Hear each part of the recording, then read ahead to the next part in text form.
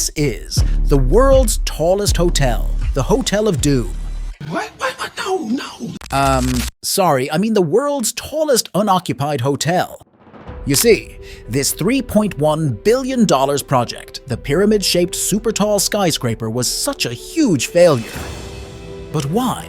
Why does someone build a huge hotel but never welcome a guest? Why waste millions of dollars just to build a Hotel of Doom? Are they trying to copy Egypt's pyramid? Well, to give you a clear understanding of what was going on, let's have a quick journey starting in 1987. First, this so-called Hotel of Doom is located in the most isolated and not-so-friendly country in the world, North Korea.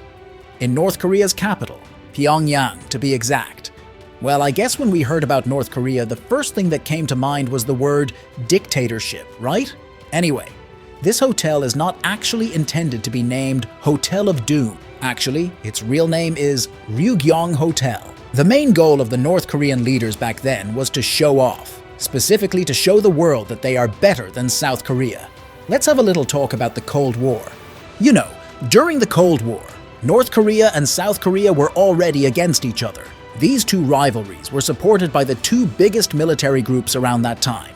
The US supported South Korea, while the Soviet Union backed the North. Okay, let's forward it a little bit. During 1988, South Korea's capital, Seoul, was getting ready to host the 1988 Summer Olympics, with the country transitioning to a capitalist democracy. Meanwhile, North Korea was not really happy about it. It was like they were jealous of what South Korea was about to accomplish. Because, as you see, hosting an Olympics is a huge boost to the country's economy, and North Korea hated that. They are very competitive against the South. I mean, I'm not talking to the whole people of North Korea, but only to their leaders, especially to their supreme leader that time, Kim Il-sung. Kim doesn't want South Korea to get ahead of them, so as part of North Korea's political response to South Korea's achievement, Pyongyang organized the 1989 World Festival of Youth and Students, a sort of socialist version of the Olympics. It was like, hey, you can copy my assignment, but don't make it too obvious. Hey, can I copy off you? Anyway, when a South Korean firm built the Westin Stamford in Singapore, which was the world's tallest hotel during that time, North Korea came up with a plan to beat it. They will also build a hotel, but it will be taller than what South Korea has built. So they did. They actually built this massive skyscraper building, which is taller than the Westin Stamford. This South's hotel is 226 meters, 741 feet in height, and it became the world's tallest hotel when it opened in 1986. Meanwhile, the Ryugyong Hotel's height is 330 meters, or 1,080 feet, making it the tallest hotel in the world. Well, it's a win. They beat South Korea. But at what cost? Like I mentioned, North Korea also made its own version of the Olympics. But of course, they want it better than South Korea. So in order to make that happen, they poured billions just for their festival. They had to build a new stadium, expand Pyongyang's airport, and pave new roads, which really cost them a lot of money. And the collapse of the Soviet Union also gave North Korea a huge loss that left them deprived of vital aid and investment. And that was the top reason why they paused the construction of the Ryugyong Hotel. They lacked a budget. The construction was halted in 1992, and it made people wonder what really happened. But seeing the crane still on top of the building, people thought the construction would just continue sooner or later, but they were wrong. It's been 15 years already, but the hotel is still abandoned. Even the crane. Initially, the plan is to make a tall building that will look like a huge mountain, because in North Korea, mountains are depicted as the national emblem. But the problem during that time was that this country's construction system heavily relied on concrete. They don't have advanced construction materials like metal. So, achieving the mountain-like look of the building is quite impossible according to their engineers. So they made this skyscraper entirely of concrete. But because it was concrete, they had to make the base of the building massive with a tapered top, which resulted in what we see now.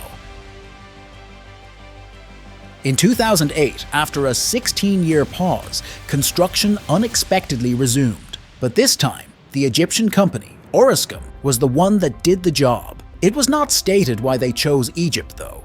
Perhaps it's because Egyptians are the only ones who can successfully make pyramids. Anyway, they have been contracted by North Korea to build a 3G network on the top of the building. Finally, after 2 decades, the old and rusty crane was removed, and construction continued. The workers and the Egyptian engineers only focused on the exterior part of the building. They installed glass and metal panels, which cost North Korea $180 million, resulting in this sleek appearance. That actually looks so good, right? But what about the interior? Well, it was still the same concrete. When you go inside the building, all you can see is a dull view and a lot of exposed cement. The installation of those glass and metal panels, which was finished in 2011, fueled speculation about the hotel's opening. And in the following year, 2012, a German luxury hotel group, Kempinski, announced that the Ryugyong would partially open under its management, but then pull out a few months later. The reason? Well, the company said that at that moment, doing business in the market in North Korea was not yet possible.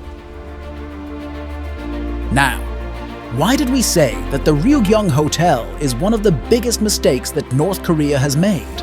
Well, you see, the goal of making this massive skyscraper hotel is to set a record for becoming the tallest luxurious hotel in the world.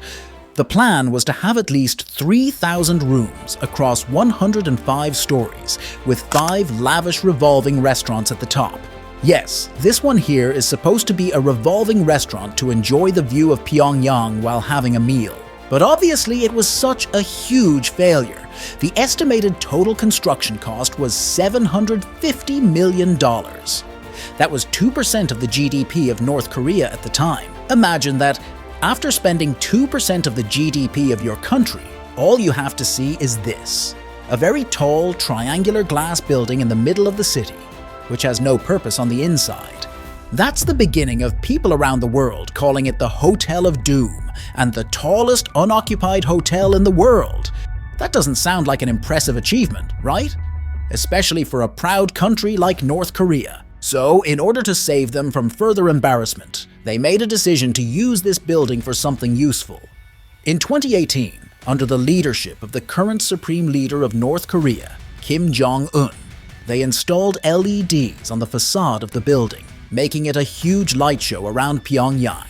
It's actually nice to have a huge watching monitor outside during the night, but the thing is, all you can see in this building is government propaganda. It only shows a 4-minute program of North Korea's history and a variety of political slogans, while the cone at the top, which is supposedly a restaurant, projects a huge North Korean flag. Now, do you think North Korea still has a plan to open up the Ryugyong Hotel in the future?